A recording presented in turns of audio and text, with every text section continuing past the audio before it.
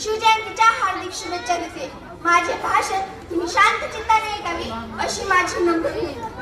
बंदुकीच्या जोरावर आणि हंटाच्या धाकावर, अहो बंदुकीच्या जोरावर आणि हंटाच्या धाकावर मी अनेक वाघांना माणसाप्रमाणे जगायला शिकवणारी अनेक माणसं बघितली, परंतु बंदुकीच्या जोराशिवाय आणि हंटाच्या धाकाशिवाय, अहो बंदुकीच्या जोराशिवाय आणि हंटाच्या धाकाशिवाय मी इथल्याच माणसांना वाघाप्रमाणे जगायला शिकवणारा मी एकच वाघ बघितला, ते म्हणजे छत्रपती शिवाजी महाराज. आपण ज्या महाराष्ट्रात जगतो तो महाराष्ट्र म्हणजे काय? तो महाराष्ट्र म्हणजे शिवरायांच्या विचारांचा, जिजाऊंच्या संस्कारांचा आणि शंभूंच्या पराक्रमांचा साक्षीदार म्हणजे माझा महाराष्ट्र. कष्टकरी शेतकऱ्यांचा, दीनदलितांचा आणि 105 हुतात्म्यांच्या बलिदानाचा आणि त्या दिल्लीच्या तख्ताला एक घाम फोडणाऱ्या जिगरबाज माझ्या मर्दमराठ्यांचा, जिगरबाज माझ्या मर्दमराठ्यांचा. आणि याच महाराष्ट्राच्या मातीत 19 फेब्रुवारी 1630 रोजी एका रत्नाचा जन्म झाला, ते म्हणजे छत्रपती शिवाजी महाराज. त्यांनी त्यांच्या आयुष्यात वस्तू वापरल्या आणि माणसं जपली, परंतु आपण मात्र वस्तू जपतो आणि माणसं वापरतो. त्यांनी त्यांची ऐकलेली प्रत्येक गोष्ट आपल्या मनात ठासून भरलेली आहे.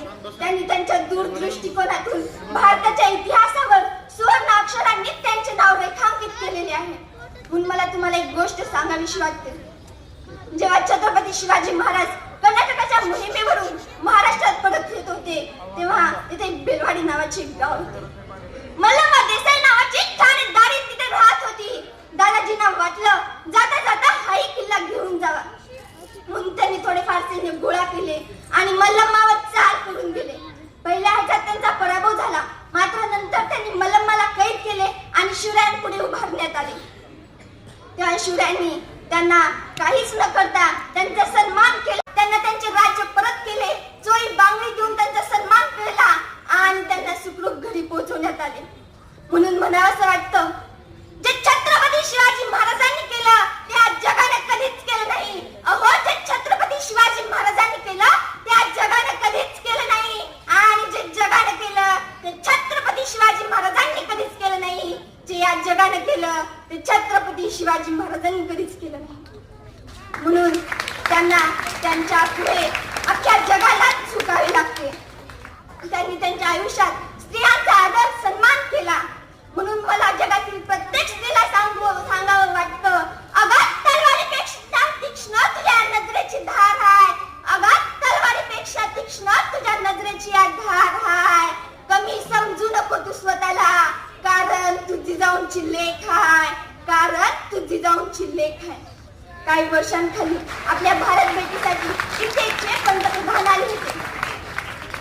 तेव्हा काही गाईंनी त्यांना विचारले, तुम्हाला प्रेमाचं प्रतीक असणारं ताजमहल पाहायचंय की सोन्याचं प्रतीक असणारं गोल्डन टेम्पल पाहायचंय?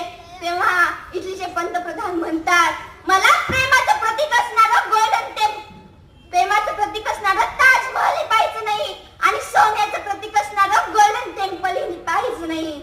माझ्या देशात ज्या राजाचा इतिहास शिकवला जातो ना, त्या राजाचा रायगड मला पाहायचा आहे, त्या राजाचा रायगड मला पाहायचा आहे. तेव्हा सर्व गाई त्यांना रायगडावर घेऊन म्हणून म्हणावंसं वाटतं, देवाकडे फुल मागितलं तर देवाने अख्खी बागच दिली, देवाकडे फुल मागितलं तर देवाने अख्खी बागच दिली, देवाकडे राहायला घर मागितलं तर अख्खा राजवाडाच दिला, देवाकडे प्यायला पाणी मागितलं तर देवाने अख्खा समुद्रच दिला. परंतु देवाकडेच एक देव मागितला तर त्यांनी छत्रपती शिवाजी महाराजांसारखा देव माणूस दिला. तेव्हा त्यांनी छत्रपती शिवाजी महाराजांसारखा देव माणूस दिला. जाता जाता मी एवढंच म्हणेन, ज्या मातीत जन्मलो त्या मातीचा रंग सावळा आहे. अहो ज्या मातीत जन्मलो त्या मातीचा रंग सावळा आहे. छाती ठोकून सांगते, अहो मी शिवबाचा मावळा